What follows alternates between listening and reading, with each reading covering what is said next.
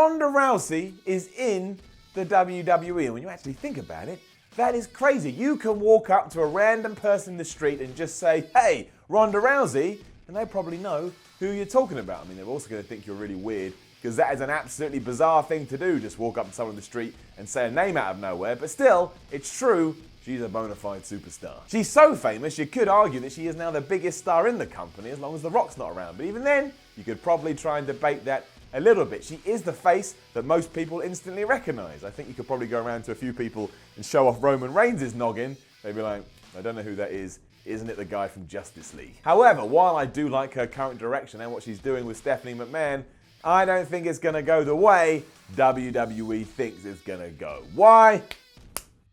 Here's why.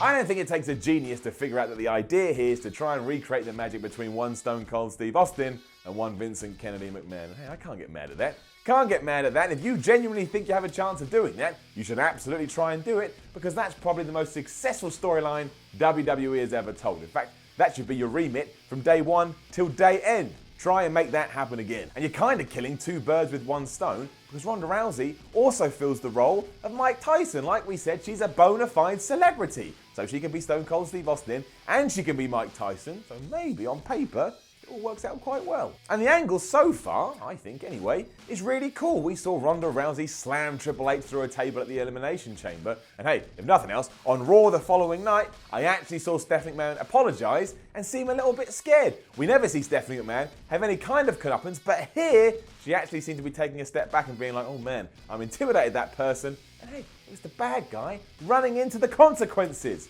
Finally. Only took 62,000 years. However, this is where we have to change gears, because Austin and McMahon literally went on for months and months and months and months and months. Every week there seemed to be a new direction that we could head, and also, while McMahon was in control here and there, ultimately, with Stone Cold Steve Austin running the show, he constantly got one up over Vince McMahon. He made Vince wet his pants, he crushed his car, he beat him up constantly, he sprayed him with beer. He made his life a living hell as we, the fans, cheered on with glee. It was great, and the way McMahon sold for Austin at least once or twice a week made us all happy. It was perfect. Literally, it was perfect. If we do now switch gears to Ronda Rousey and Stephanie McMahon, I just don't see how we do recreate that. And first and foremost, I feel that way because this very much does feel like a one and done. We're going to build to Mania. I'm sure it'll be entertaining and it'll be enjoyable. But once we have that Mania match and probably see Stephanie McMahon tap out to that Ronda Rousey armbar, well, that's it. We're done. Got about 3 months out of it, if that. Now we've got to move on to something else. And that will probably be a title shot for Ronda, or at least a title program. And yeah, you could insert Stephanie into that mix. She could be so mad about everything that happened at WrestleMania 34. She keeps interjecting herself. But to do that, we kind of have to reshuffle the entire deck on Raw.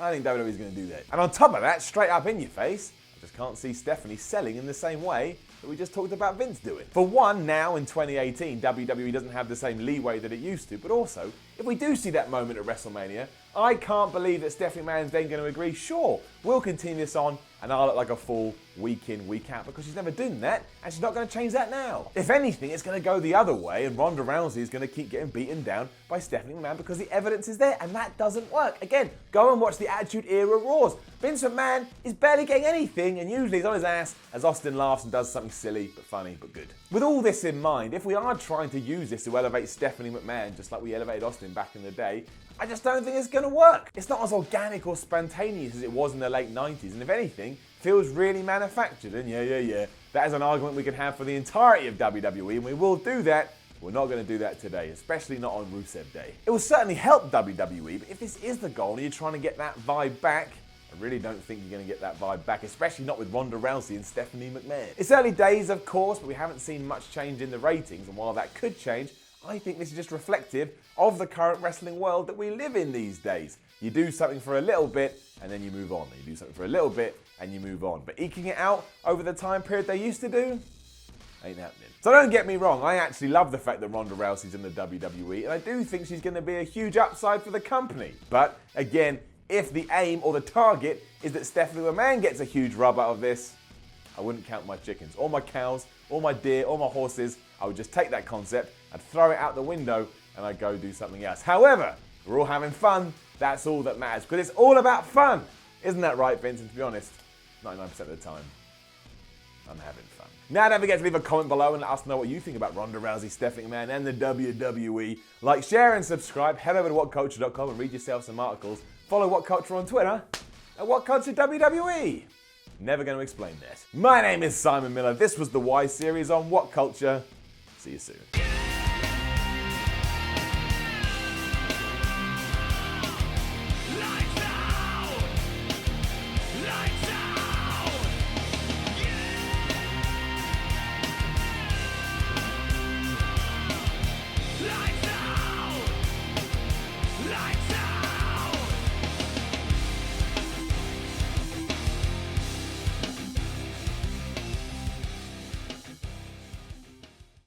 So that was our video. Thank you for watching. Please do feel free to click on anything happening around my head, or something terrible might happen to this dog. Is that you too sweeting me, bro? Ugh. Disgusting. That's really bad.